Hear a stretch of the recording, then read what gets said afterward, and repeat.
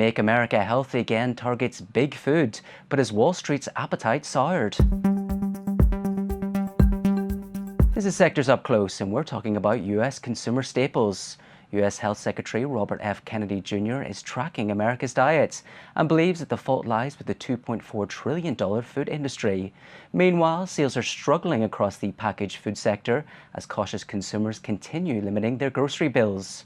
J.M. Smucker declined the most in nearly 4 decades in June, but Tyler Ellegard, portfolio manager at Gradient Investments, thinks the sector shouldn't be left on the shelf. So why is this, Tyler? Do you think consumers will again divulge in the snacking aisle? I think part of it is you've seen consumers, they like to go out, especially U.S. consumers, they like to spend their money. And we've seen a trend in restaurant dining over the last really 4 years since the end of COVID or the end of the shutdowns. And I think as consumers' budgets become more constrained, I think consumers are going to go back to the grocery shelves for their snacking and dining. And so I think the food services companies, whether it's General Mills or J.M. Smuckers, I think are positioned very well at this point to take advantage of that. Looking closer at General Mills, they see a 1 to 2% hit on the cost of goods sold from trade tariffs. How will the food products industry weather the trade war storm? Yeah, look, when we look at 1 to 2% and what they can potentially pass on to consumers over the next 1 to 2 years, a 1 to 2% hit isn't going to be a big deal over the long term. Certainly immediately, that is a concern that we have to monitor and how that's going to impact margins going forward. But in our opinion, those have already been priced into the stocks. And so that's why we're interested in these companies at this point, because we think that numbers have potentially bottomed. Hopefully, in our analysis, they've bottomed.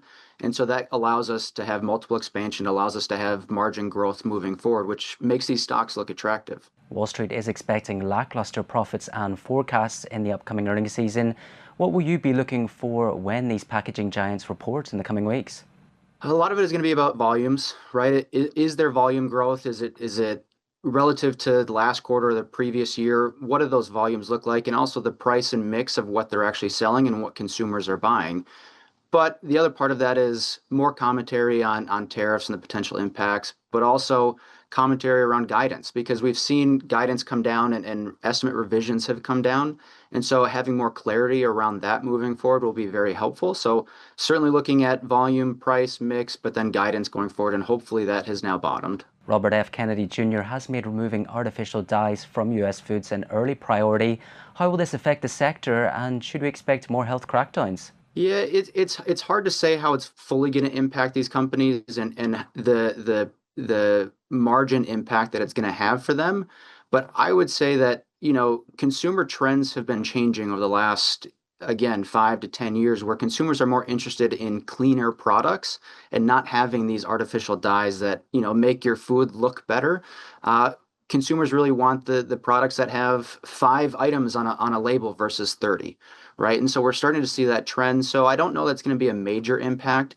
But again, you've seen the poor performance of these stocks, especially once Robert F. Kennedy came into that position.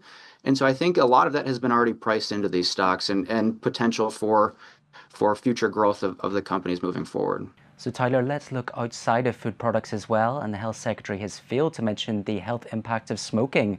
Is the cigarette industry looking attractive?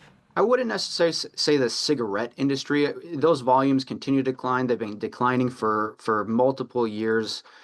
But what I think is really interesting, and you've seen the strong performance of a stock like Philip Morris, but it's the smokeless products, the nicotine pouches that have been driving the growth for these companies, and not having the volume declines for once, which I think has been an interesting aspect of it. But for us, the more interesting company is Altria.